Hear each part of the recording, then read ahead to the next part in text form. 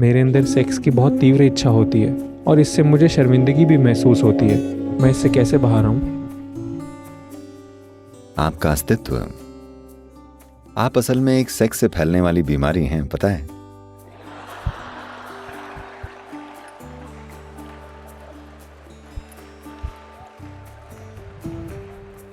ये जीवन की मूल बातें हैं। मैं कह रहा हूं कि आप इसी वजह से पैदा हुए हैं, आपकी सेक्सुअलिटी की वजह से नहीं, किसी और की। तो हम पैदा इसके कारण हुए हैं, पर क्या हमारा अंत भी इसके साथ होना चाहिए? सवाल ये है। ये बात सही और गलत की नहीं है, न ही ये नैतिकता वाली बात है। बात ये है कि इसका स्वभाव कितना सीमित है। क्या आप हमेशा के लिए इसी में फंसे रहना चाहते हैं, या फिर ये सोचना चाहते हैं कि ये एक बुरी बात है, मैं इसे छूना भी नहीं चाहता? नहीं, मैं कहूंगा कि करीब 30 से 40% लोगों के लिए ये एक आने जाने वाली चीज है उनके अंदर, पर सामाजिक व्यवस्था की वजह से वो सब सोचते हैं उन्हें उस दिशा में जाना पड़ेगा। हो सकता है बाकी 30-40% लोग हों जिनके लिए एक बड़ी मजबूरी हो। बाकी 30-40% के लिए ये एक सामान्य सी जरूरत है, उनको ये चाहिए तो, पर वो इतने मजबूर नहीं हैं। तो ये है लोगों का स्वभाव। मैं ये बात इसके बारे में अपने खास सटीक बोध के आधार पर कह रहा हूं।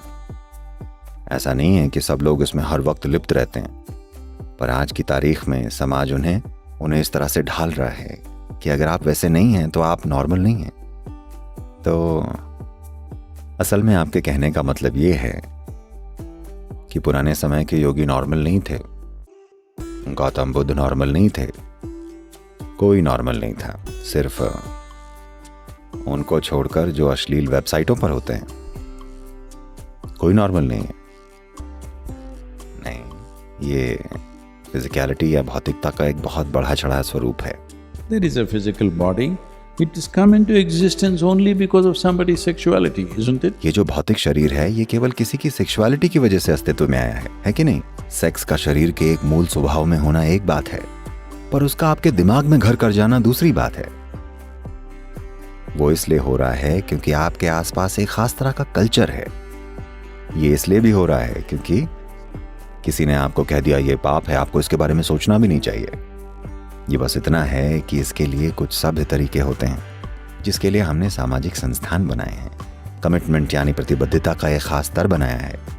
क्योंकि एक इंसान में ये एक बुनियादी इच्छा होती है कि वो अपने जीवन के हर पहलू को थोड़ी सुंदरता से चलाए, नहीं तो हमें जानवरों जैसा लगेगा। देखिए, हम खाते हैं, हम ऐसे भी खा सकते हैं। जब आप बहुत भूखे होते हैं तो आप जानवरों की तरह हो जाते हैं। अगर आपने 5 दिन से खाना ना खाया हो तो आप दोनों हाथों से उस तरह खाएंगे, जैसे कि आपने कभी भूखे कुत्ते को खाना खाते हुए देखा है?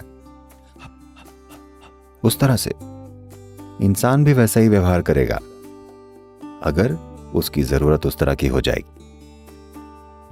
अब वही चीज है, पर हमने ढंग से बैठना सीख लिया है। जब आपको जोर से भूख लगी होती है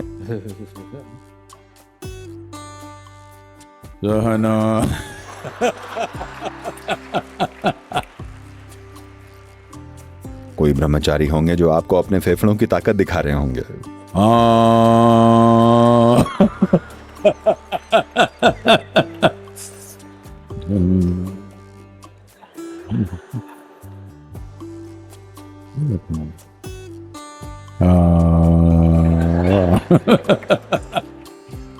आप 3 बार आम बोल चुके होंगे जब तक वो एक बार आम बोलते हैं।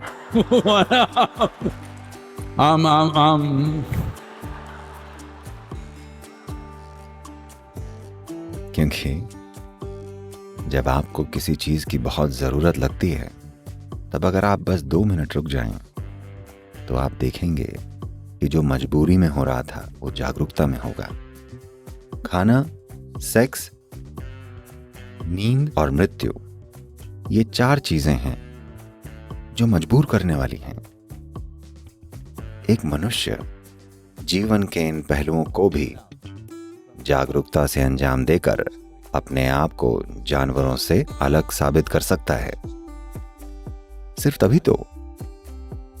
अगर आप इन चीजों को धरती के दूसरे जानवरों की तरह करते हैं तो जैसे ही आप किसी को ऐसे देखते हैं आप कहते हैं वो जानवरों जैसा है, होता है ना। तो इंद्रियों के स्तर पर सभी में कुछ विवशताएं होती हैं, पर आपके पास एक बुद्धि है जो आपको जागरूक बना सकती है और आप जीवन के उस पहलू को जागरूकता से अंजाम दे सकते हैं।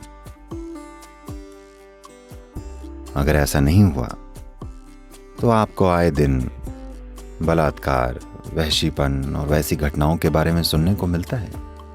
उस व्यक्ति की भी किसी दूसरे व्यक्ति के जैसी ही इच्छाएं हैं, पर वो इसे सही ढंग से गरिमापूर्ण तरीके से नहीं कर पाता क्योंकि उसकी मजबूरियां उसकी बुद्धि पर हावी हो जाती हैं।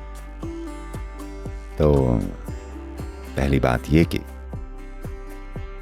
आप इसके बारे में ये सारी बकवास छोड़ दीजिए कि ये पाप है, नैतिक रूप से गलत है। मुद्दा वो नहीं है। समझने वाली बात यह है कि ये चीज सीमित चीज है। बहुत सारे ऐसे लोग हैं जो खाते खाते रुक नहीं पाते। हेलो,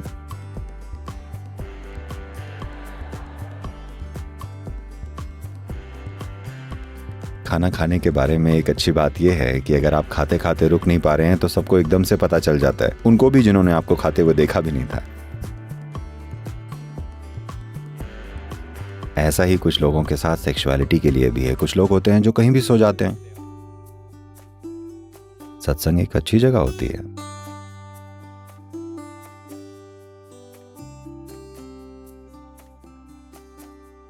ये होता है, कोई बात नहीं।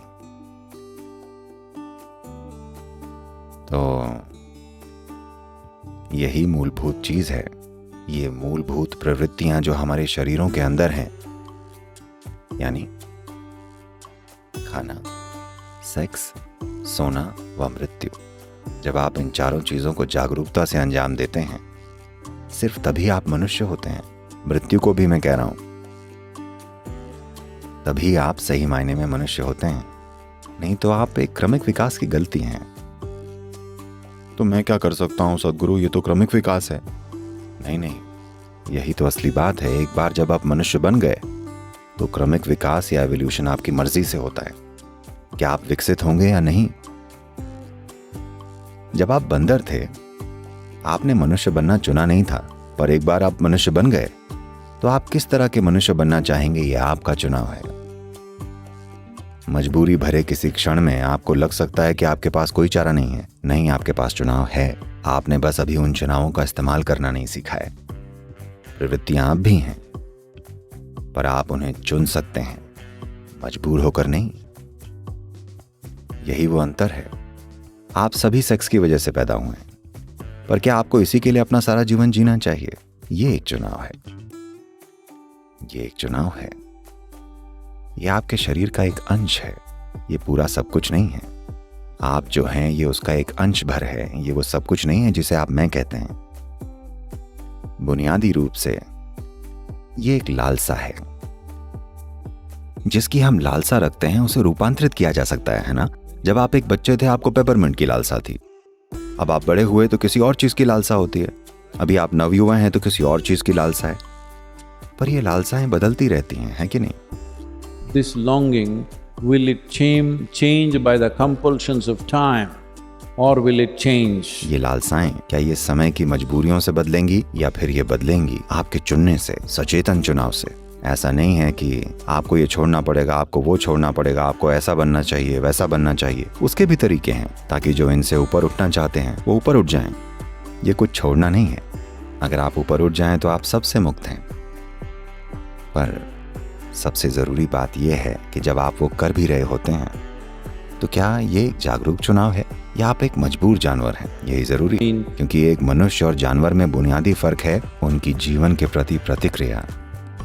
हम जीवन को लेकर एक जागरूक उत्तर हैं। इसका अभ्यास कीजिए। कोई बात नहीं, आपको इसको लेकर ग्लानि में नहीं रहना चाहिए। अरे मैं सेक्स की तीव्र इच्छा से मजबूर हूं तो मैं आध्यात्मिक नहीं हूं।